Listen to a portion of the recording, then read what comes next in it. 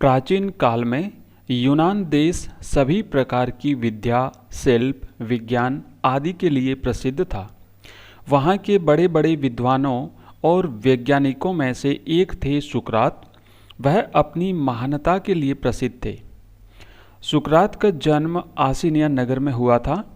अपनी छोटी सी उम्र में ही वह अपने पिता के व्यवसाय को झटपट सीखकर भली भांति निपुण हो गए थे। आगे चलकर उनमें हर तरह की विद्याओं को सीखने की भावना जागृत हुई और वह अपना बहुमूल्य समय यूनान देश के विद्वानों के बीच बिताने लगे। विद्वानों की संगति में रहने के कारण कुछ ही दिनों में अपनी कुशाग्र बुद्धि के कारण वह संपूर्ण विद्या, विज्ञान और शिल्प शास्त्र में भी भली भांति कुशल हो गए। वाद विवाद में वह यूनान के बड़े बड़े विद्वानों और दार्शनिकों से भिड़ जाते थे। वह उनका पक्ष खंडित कर अपनी बात अनेक युक्तियों से सिद्ध कर देते थे। कुछ ही दिनों में संपूर्ण यूनान में उसकी धूम मच गई।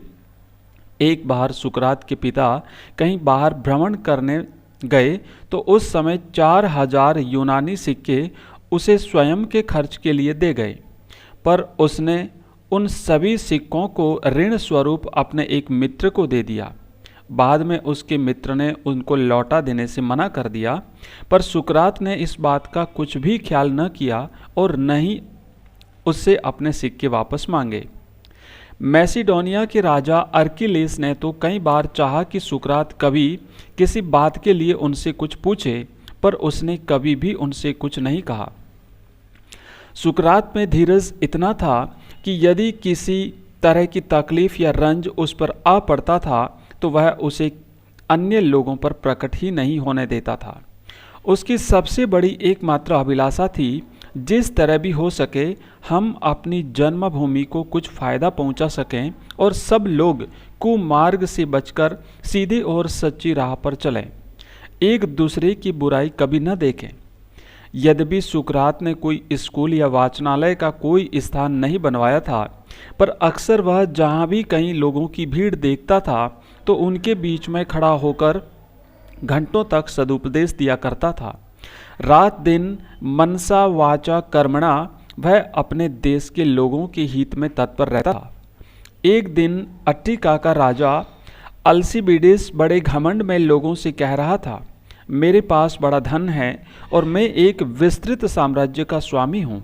जब सुकरात ने उसका यह घमंड भरी बातें सुनी तो उसे बुलाकर कहा, जरा इधर आओ, भूगोल के नक्शे को देखो और बताओ कि तुम्हारा विस्तृत राज्य अट्टिका कहाँ पर है। जब उसने नक्शे को देखा तो उसका घमंड चूर चूर हो गया और उसकी आंखें खुल गई।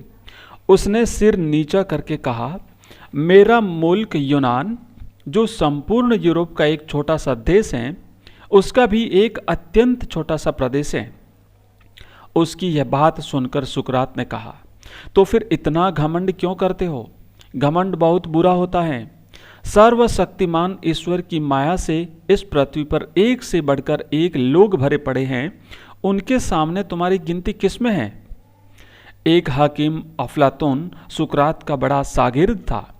मरते समय सुकरात ने उसे 3 बात के लिए अपनी प्रसन्नता जाहिर की और हाथ जोड़कर ईश्वर को स्मरण करते हुए कहा, हे प्रभु, मैं तुझे कोटि कोटि धन्यवाद देता हूँ कि तूने मुझे बातों के मर्म को समझने की बुद्धि दी, यूनान देश में मुझे जन्म दिया और अफलातून जैसा शिष्य आपने मुझे दिया। इसके लिए भगवान आपका धन्यवाद। कालांतर में यूनान के कुछ अत्याचारी निष्ठुर लोगों ने ईर्ष्यावश सुकरात पर यह आरोप लगाया कि वह आसिनिया के युवा वर्ग को गुमराह कर रहा है और उन्हें नास्तिक बना रहा है। वह उनके देवी देवताओं की निंदा करता है। ऐसे दोषारोपणों के कारण उसे अदालत में हाजिर किया गया। अदालत ने उसे विष पान करके मर जाने की सजा सुनाई। उस समय भी जब उस निर्दोष पर मृत्युदंड की सजा का हुक्म सुनकर उसके भाई और बंधु, उसके मित्र, उसके परिजन विलाप कर रहे थे और पछता रहे थे, सुकरात ने अत्यंत धैर्य के साथ विष का प्याला उठाकर मुंह से लगा लिया और उसे पी लिया। अपने जीवन काल के अंतिम क्षणों तक वह सबको सदुपदेश ही देता रहा। धन्यवाद।